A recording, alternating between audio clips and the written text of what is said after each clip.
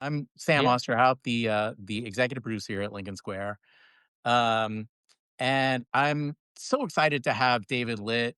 He's a former Obama writer, speechwriter, and joke writer, which I'm excited to talk about a Yeah. little bit. Yeah, I come from the comedy world back in the day as well. Um, and you're a best-selling author. And your latest book, It's Only Drowning, is, according to our best friends at Amazon, is a number one bestseller. So congrats on the success. You're everywhere. You're really like you're doing the interviews. You're all over. It's amazing. Oh, well, thank you. Yeah, it's funny, but the thing about writing books, you always think it's gonna be very literary and you're alone for a long time, and then you're basically selling vacuum cleaners door to door, but as long as you like the book you've written, it's okay. So that's Yeah, it yeah. almost puts pressure on you. You're like, "Okay, I have to like my own book because I'm gonna be saying I like it a lot." So, thankfully, in my very, very objective opinion, I like this one, so I've been Yes. enjoying getting to talk about it. Objectively, it's terrific. Oh, well, thank you. Uh, yeah, it's a great book. And I want to talk about that a little bit. I mean, Lincoln Square. We're a political media outlet. We're pro democracy, obviously, and I mean, as a guy who is a producer of political content, I know that we telescope in, we focus on me and everyone who watches these talks, we rabbit hole and we isolate and we look at the most immediate outrage, and our universe becomes that sort of outrage. And you come from the political world. Your previous books were political or at least political adjacent. Um, this one feels like a departure, and I just want to. I'd love for you to talk about that impulse to sort of. I mean, it's non-political on the surface, and I think there's politics in this book, Yeah. that I wanna get to, but I would just first wanna talk about that impulse to sort of branch out. Well, for me, I stumbled into politics because of President Obama, right? So I Right. was, and I think a lot of us in 2008, or a lot of people who I worked with in the White House, had the same experience, not of saying, I never heard of politics, but just saying I never imagined that I would move to DC, let alone try to work for an administration, let alone try to write speeches for president, right? That was not on my to-do list Mm, when I was in college. I thought I was going to do comedy. I was, right. I did was in an improv group. I interned at the Onion one summer, Yep. and then I saw President Obama speak in the primaries and said, whatever he's doing, I want to do that, and that completely changed my life. Right. And so I think I had always had in the back of my mind, this on one hand, it's so incredibly lucky if you're a writer to get to say, I used to write speeches for President Obama, right? You get to skip some steps in the publishing It's world. And I'm huge. very grateful for that. And then on the other hand, I also was always saying, okay, well, I didn't think of myself as a purely like I want to go into politics when I was younger. And when I started surfing, a couple of years ago, which was really my attempt to get out of this depression that I was in during the pandemic. But as I got really into it and started embarrassing myself a lot, Mhm. and I was like, wait a second, this feels like a book. And it feels like a book that has nothing to do with the political climate or current events or whatever. And all of the falling off surfboards is in the final book, and there are some sharks in the final book and all of that. But what ended up changing, in part because I think the world changed, unfortunately not for the better, and Right. also because I think deep down, I am interested in these things, and as much as I was trying to pretend I wasn't, that's where I started to go to, is that I think, to me, it's not a surfing book with political overtones, but it is a surfing book that is still about the question that I've just been interested in my whole writing life, which is how do we all live together as Right. one big family, right? Like, and without not in a kumbaya way, but in a real way. Well, I get that, and that actually leads into my second question. I also wanna dig into comedy in a minute, Yeah, but that, you know, so outlets like, Lincoln Square or Midas Touch, we all are building these massive Substacks, and it does feel like over particularly over the course of the pandemic and in the ensuing years, we found that connection turns out to be quite important. hmm It's an important human impulse. and it is sucked dry by social media and by our teams and our factions and everyone in the chat right now, I see the same names that I see all the time in the chat coming up and making comments. That's our community. Right. But what you seem to have done by putting yourself into the world, into the natural world, like literally, Yep. touching grass or touching waves, was broaden your concept of community or connection. That must have felt really essential or vital. Was it immediately um, important to you to create connection outside of your own bubble? Well, and I see Rich in the comments saying, "I still have a pandemic hangover," and I certainly know how that feels. I think we all Yeah, kinda do, and I think it's almost more difficult sometimes because we don't talk about it, right? Like, I right. sometimes think about it as though it's like World War II happened, but no one mentioned that we, like, fought in a world war, right? It would be real weird, and so I do think, and I think that and to the same point, I think that pushed many of us, myself included, Sure, by necessity, away from normal human connection that's in person, right? Real life human connection. I also think, it's not this is not me saying that what we're doing now isn't important. I think like I think one of the for sure. things like everybody, right? I started my Substack a couple of years ago and then it really kind of picked up in the last few months. And I really, to an extent I never appreciated or never imagined I would appreciate, like just interacting with people who regularly comment, and it's like, and it's not just writing, it's a conversation, and I Yeah. think that's so cool. And it is a type of community. And then at the same time, I am also so lucky that I, without meaning to, picked a hobby where I can't bring my phone. Right, like, that Yeah, turns right, out, right, sometimes people, because for me, I'm not proselytizing surfing, right? Like, in a way, because also now that I do surf, I'm like, "No, no, no, it's fine if you stay out of the water, more waves for the rest of us." I am right. totally I am totally a believer in if you can find something to do where you just can't bring your phone, that's really can be pretty great because you get both, right? You can have that sense of community that comes from saying, "Hey, I can talk to anyone anywhere," which is amazing, but also then that moment where you have to not be scrolling constantly and you have to pay attention. And one of the things Yeah, about surfing that I really took with me in other parts of my life, and that I do think, like everything these days, right? It's not political, but its presence or absence shapes our politics. right. Is attention, right? Surfing, you spend a lot of time just paying attention and not a lot is happening sometimes, you're just waiting for a wave. And that ability to say, "Alright, I'm gonna pay attention even though there could be distractions, or if I had my phone, there would be distractions." I will say I struggle with that for sure. So just having to, train that muscle without thinking about it was really helpful. Yeah, it's interesting. I've thought about uh, learning how to meditate or do these kinds of things, but the impulse is sort of similar. Take yourself out of this one physical presence and pull yourself into the broader Yeah. universe. Um, Well, I yeah, I will just say I feel like if I had taken all the time that I had spent thinking about starting to meditate and just meditated with it, like, I would be a guru by now, but sadly, so I know the feeling. Yeah, I mean, I'll do the same thing on my bike. You just go out, and I'm in upstate New York, so there's plenty of space for that. And Yeah. um, you, it also kind of reminds me, talk about your brother-in-law, if you will. Something that's striking was that you talk about he's a Joe Rogan fan, he's an Elon Musk fan, but you said that you found that he was actually doing pretty good, like, emotionally, and I think that would be a surprise for a lot of our audience that, you know, the that kind of fever dream media um, consuming, would still make somebody okay. Yeah. Well, a couple of things I think happened simultaneously during the pandemic. So one is, so my brother-in-law Matt, who I spent by far the most time with in and out of the water over the Yeah, last few years, and who, originally this like there's two surfers on the cover now. If I was designing the cover when I first pitched the book, it would have been like, who's the other guy, right? It was very much a sort of one, like one person book. And now it's very, I actually watched rom-coms as I was writing the book because the structure is kind of, will they, won't they, even though Right, I'm married to Matt's sister. So it's not about whether we'll end up right. together, but it's about whether these two guys are going to become friends.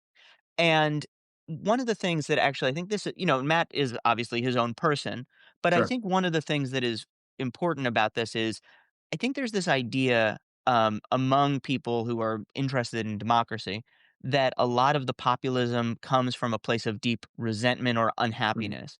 And I don't think that's universally true at all. I mean, it's certainly not with a lot of surfers that I know and have met.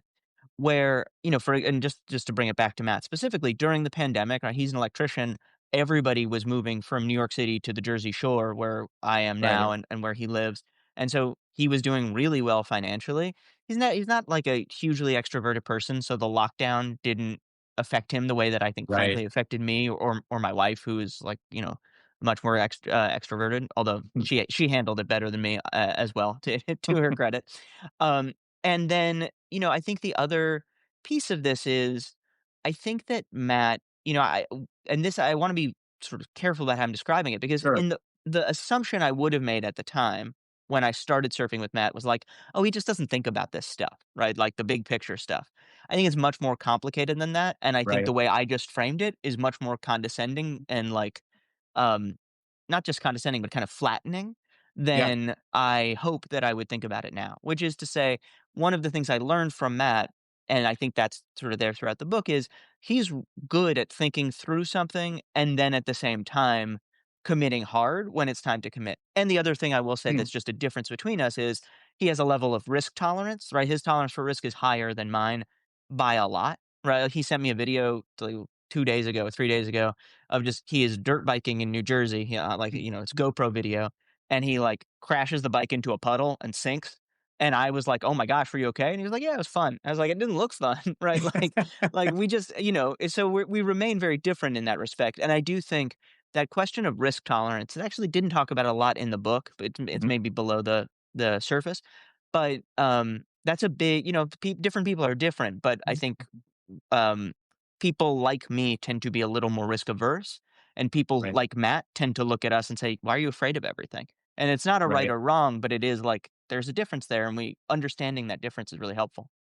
Yeah, and I think it's probably important, I'm sure, to learn how to surf with a guy like that. It Yeah. makes you feel safe or secure or that the fear that you're feeling is okay. Yeah, well, the And thing I learned about surfing is there is no room for realism in surfing, right? Like, if you see a right. wave coming, my first instinct, if I see a big wave coming, is to almost try to calculate, right? I'm like, okay, what are the percentage odds that I'm going to make this wave? And if you're thinking that way, the percentage odds drop to zero. Right. Where if you say, "All right, I'm totally gonna make it," you might not, but at least you might, right? At least you have a Yeah. chance. And so I'm not saying do that all the time in life, right? Like, where life is more complicated than that. But I do think that it was a sort of powerful lesson for me when I realized that, where I was like, oh, the sort of intense realism or what I think of as intense realism might be holding me back more than it's helping me sometimes. Well, I mean, not to draw too weird of a parallel, but focus groups are that overthinking kind of impulse where Hmm. I think the best of us, the best politicians are the ones who have sort of gut instinct, and who are able to communicate that gut instinct. And I think I want to bring this back to comedy, because you mentioned that you didn't set out to become a speechwriter, um, but you wanted to write comedy. And I think there's a unseen overlap in those two worlds. Comedy is really about communicating immediately, and it's about visceral reaction. It's about finding your audience and seeing what they respond to and those kinds of things. Um, a- how I want to first I want to dig into that with your speech writing. Was that immediately obvious to you that, those 2 worlds had more in common? Or did they not have anything in common? It's funny. I worked my first speechwriting job was with a firm called West Wing Writers in DC, and it Mhm. was all former Bill Clinton speechwriters. Okay. And one of them, a mentor of mine named Jeff Shessel, he also writes some fantastic books in addition to his speechwriting. He said he used to be a cartoonist when college, and I think he was syndicated after that, and he said, "You know, I knew I could write speeches for Bill Clinton because I knew I could write a parody of a speech for Bill Clinton. If you can write a parody of a speech and then you dial it back a little bit, Yeah, you're a speechwriter, right?" So I right. do actually think that that sense of sort of studying what makes someone them, how do they sound, what are their specifics that kind of like add up to their voice, that actually ends up being a common thing. The other thing I would say about joke writing is it has to be really precise. That's something President Obama Right. understood, even though, right, like, obviously not a professional comedian, he went in a different direction, but he had a comedian's timing and also that sense of, He like, did. if the comma's in the wrong place in a regular speech, it may not matter. If the comma's in the wrong place in a joke, it's a big deal, right? Yeah. It could be the difference between the joke being a huge hit and total silence. And so, I think that those things are really helpful. I always encourage people who are interested in writing but don't think of themselves as funny to sit down and write some jokes as practice. Even if the jokes stink, you will still end up learning a lot as a writer. So I do think there were those kind of connections. But the other thing I will add to that, you're talking about instinct. And I also think when I was writing jokes for President Obama, I was always struck by he just had really good instincts for how far you could push. Right, those things jokes can't be sort of focus grouped, right? Because they have to be No. original. But they also need to be rooted in something. So you need to be aware of what's going on. And I think in that sense, it was really a pretty special experience to write for someone who could, he just had like a really good sense of it, right? If I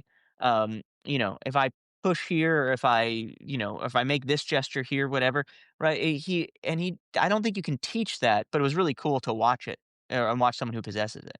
Well, I think and what he's also really good at is, and I'm sure most of the a lot of the jokes that he delivered were your jokes, but a joke, finds its power in its abilities to surprise, right? And he was able to, um, deliver the lead up and the punchline in a way that was still surprising. You didn't see it coming. And as a weird side, I feel like in some ways, Trump's superpower is his just totally untetheredness to any kind of rational string, and that becomes surprising speech as well. Yes.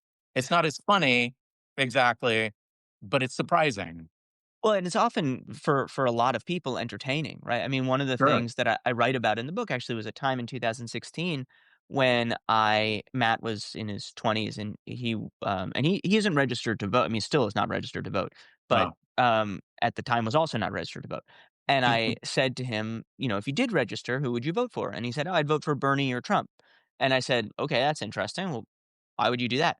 And he said, "Because they're the most entertaining, right?" And I think now, and I just again want to be really clear, right? I haven't asked him since then what he thinks of that, and maybe his views have changed. He was, 20, 24, 25 when I asked him Sure. this, but I think that there was, this idea that like Trump, what I sometimes, sometimes I'll watch Trump and I'll just be horrified Right. and I'm also aware that sometimes other people are watching and they're like, yeah, like he just says stuff, right? It's fun. And that doesn't mean that there's a moral equivalence to it. I do think one thing I will say is it means that when some people are like, how could you be surprised that some of this is happening? Because I think some people thought, oh, he's just trolling, right? Like it's just Yes. fun. Like he's just having fun. He's just, when he talks about, all immigrants and what I think of as demonizing people, and people are like, "Oh, he just, like he's He's a just shit talker," bullshitting. right? Yeah, Yeah, it's just a exactly. joke. Yeah. Right. And I think, I'm not surprised that that didn't turn out to be the case, but I also think many people, including some people who voted for him, are like, "Oh, okay, he was serious about this," right? Like I didn't take him seriously. Right. Well, I think there's a weird interconnection between, your brother-in-law saying he was the most entertaining, or they both were the most entertaining, is kind of a proxy for saying I connected more with Yes. that. Like that I connect with that because they're speaking to me. Yeah. And they're speaking in a language that I can follow, even though Trump you can't really follow it, but that's the point, and so on and so forth. Well, I would go one step further and I would say if you entertain someone, that's a sign of respect, right? Like Right. that it means that either you click with them naturally or you've taken the time to think about what they like. Um, so it's in the same way that like if you went over to someone's house for a dinner party and they've served you food that you hate, right? You're not gonna, like, you're gonna say, "Okay, well, that sucks," right? I mean, Yeah, you'll be of generous course. and forgiving about it. The analogy isn't perfect, but I do think that idea of, like, or if somebody said, "Hey, I know what you really like, so I made sure to make, whatever it is that you really enjoy." Then you Yep. say, "Hey, I this person respects me." So I think that that's part of, and I think that where, Democrats, we got a little sidetracked or waylaid maybe, is because we became the party that believes in data, and I think data is important. Yeah. We stopped thinking about, hey, maybe entertaining is not a bad thing, right? Entertaining is good. It doesn't, you can't, it's hard to quantify, but it does matter. And I do think if you looked at, if you look at some of the younger candidates who are emerging, not across the ideological spectrum of the party, one of the things they have in common is they're good at engage. People want to watch them, and we're going back Yes. to phones, right? People want to watch them on their phones. Yeah. Well, I think, and that was my kind of my next question. I went to grad school in Minnesota, and I was there when Paul Wellstone died, and he was Mm. one of those sort of like generationally talented politicians. And there were all of these stories. I mean, he was a local hero, obviously, but these stories where he would sit and coach every time he flew back and forth. But not only that, he would walk up and down the aisles and just ask people what they were worried about. Yeah. That's, Well, you know, that's a really important point, I think, which is, um, I think that, again, and part of it I do right, like 2% difference in this last election, and everyone's be saying yeah. Democrats are geniuses, right? So I get, sometimes it feels like you're not, you're not allowed to wrap up a conversation without criticizing Democrats, and but I think there's also a lot. It's the boilerplate, really. Yeah, It's well, the and it's yeah, yeah. also part of what I think, as a Democrat, what makes part of what makes me a Democrat is like this instinct toward self-criticism.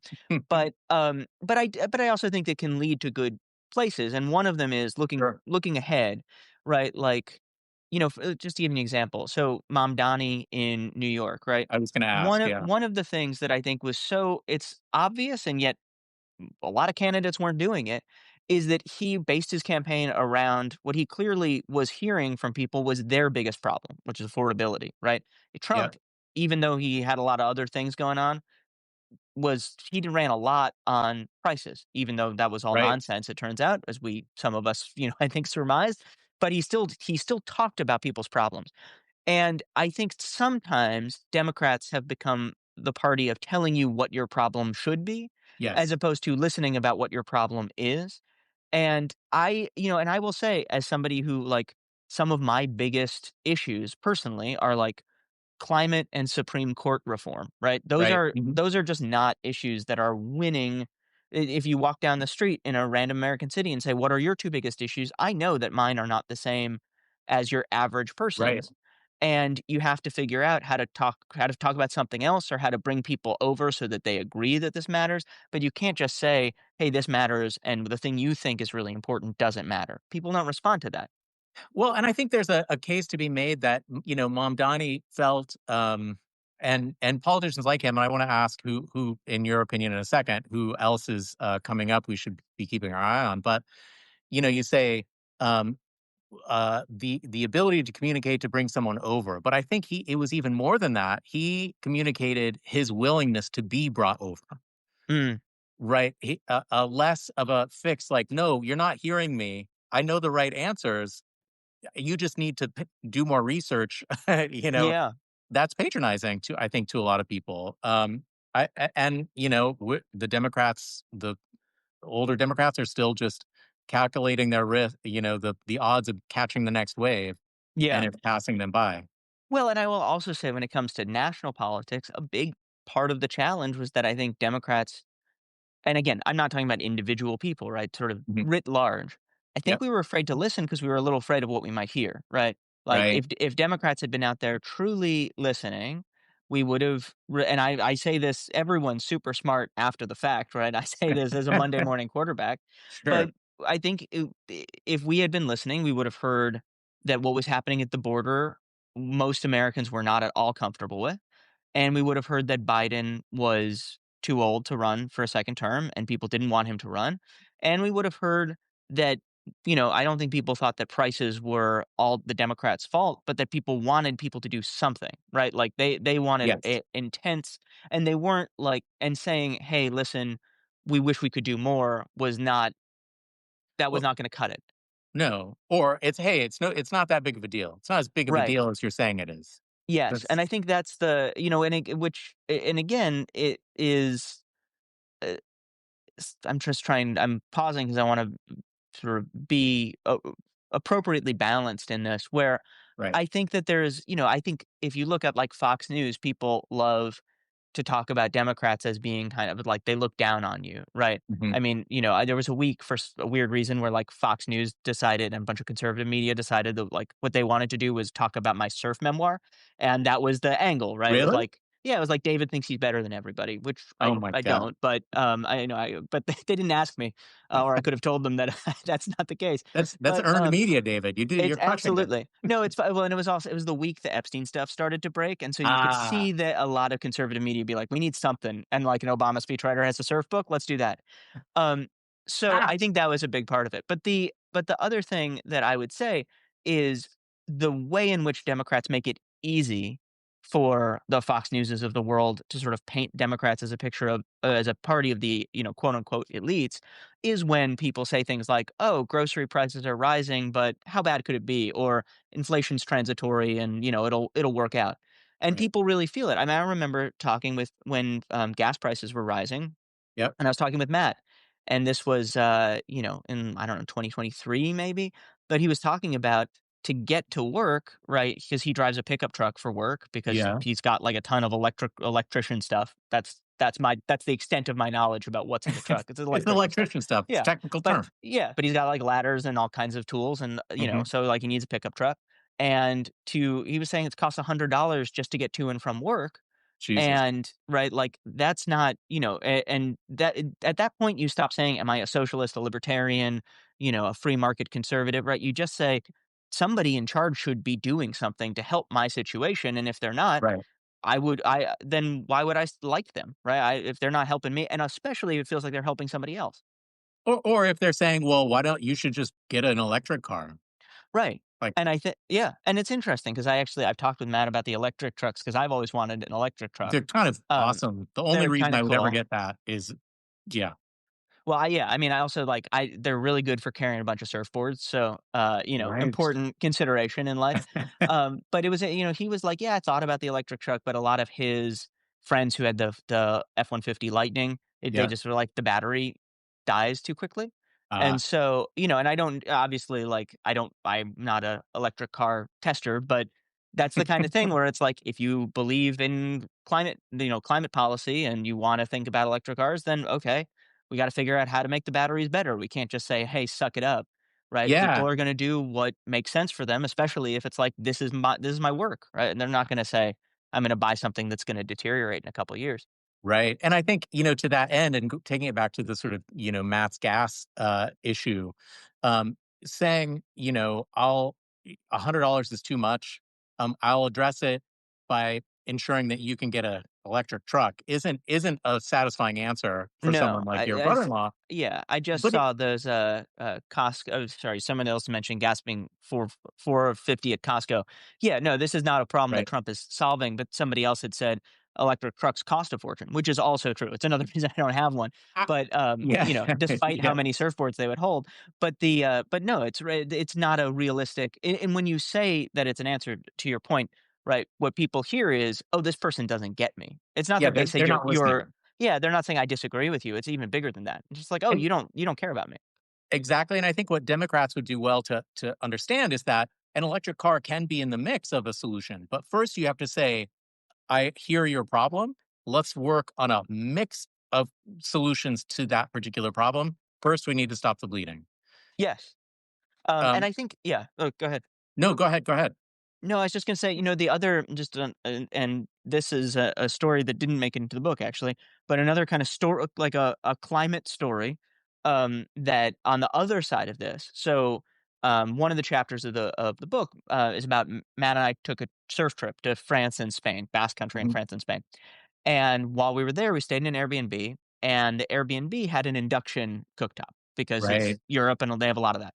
And I've always, same thing with the electric truck, right? I've always been like, oh, it'd be cool to have an induction cooktop because of the environment, right? It runs on electricity. It's more expensive, but it More accurate saves. too. They're Yeah, great. it's well, and so this is what we're getting to, right? So Matt, also now is like, "Oh, induction is amazing," but it's not because he is thinking first and foremost about climate. It's because he was like, "Oh, this cooks a breakfast burrito so much more evenly than my stove at home, and so much Totally. faster."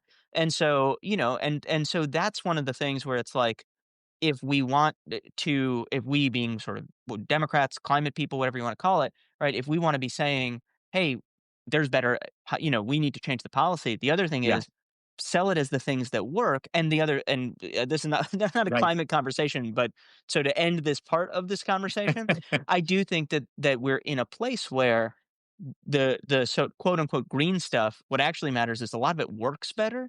And Yeah. now Trump and his sort of cronies are trying to keep it from us, right? Or they're trying to drive up electricity prices and kill American jobs in solar. So there's going to be a moment to make these arguments. But I think, to what we've been talking about this whole time, they have to be made with a coming from a place of listening first, rather than just talking to people.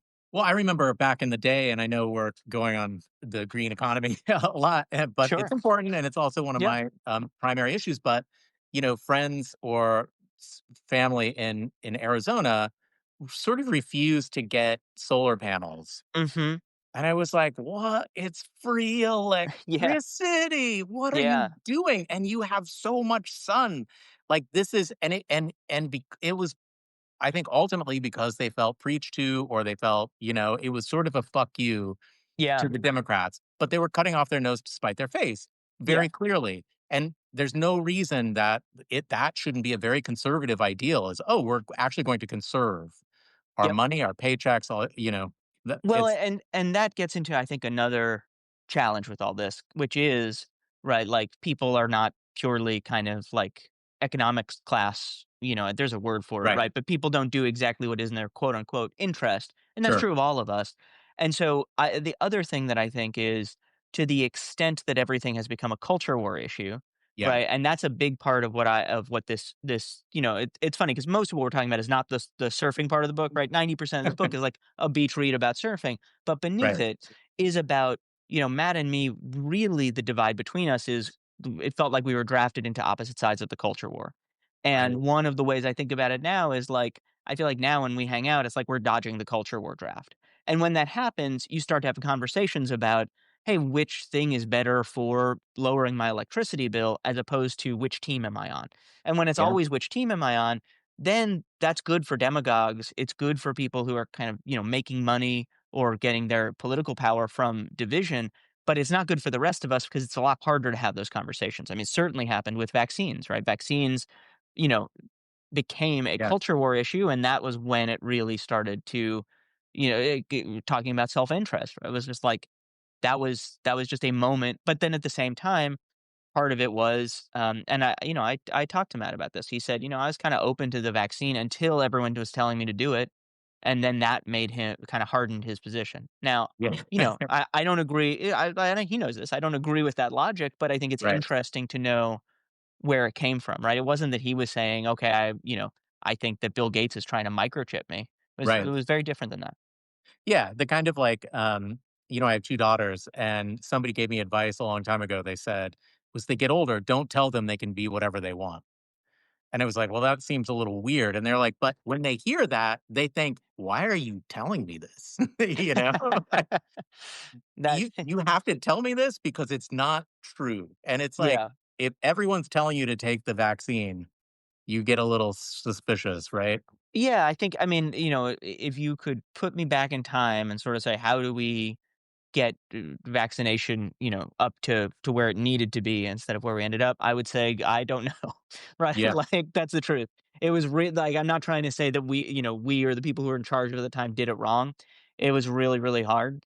But I do think it's important to try to understand why, and also not to assume that if we don't understand why, not to just fill in the blanks based on our own assumptions, right? Because that, I think, Yep. it's not just sort of like wrong in a objective, or like a right and wrong sense.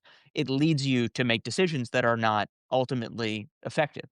And then you Right? wonder why it's not working out. And it's because you didn't take the time to really, as we keep coming back to kind of listen to people first. Yeah. David, this half hour went really, really fast. I wanted to end with some lightning round questions, but I think we're a little past time. But Okay.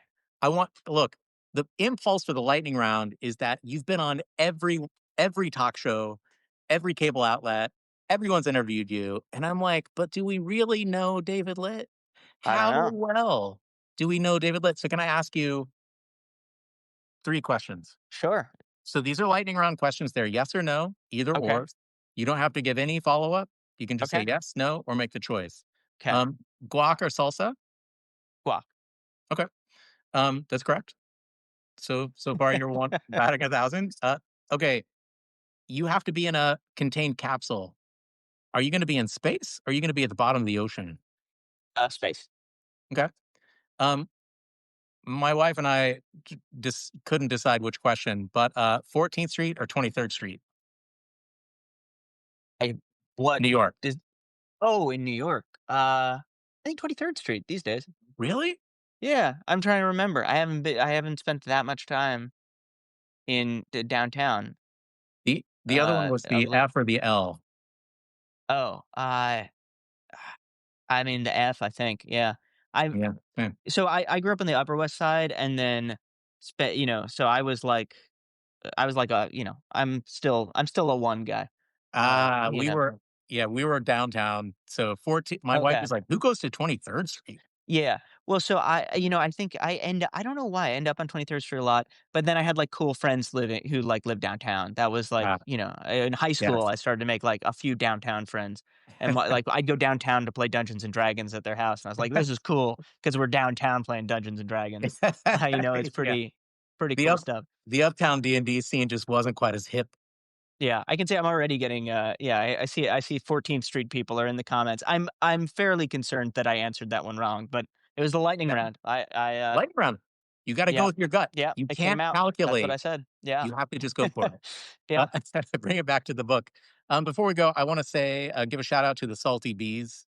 Speaking of community, this is like a group, of people who just sort of organically came together to talk about politics. They're not organized. They just have a signal chat, and, I hear from them in the chats all the time, and I just wanted to say Oh, that's thank you, cool. Salty Yeah. Beans. Yeah, it's good to have community. Everyone, you got to go get the book if you don't have it already. It's only Drowning. It's a number one bestseller. And David Litt, thank you so much. I could have gone on for another hour. Oh, well, thank you for having me. This was really Yeah, great. awesome. Appreciate you. Okay. Thanks, everyone. Thank you, everybody.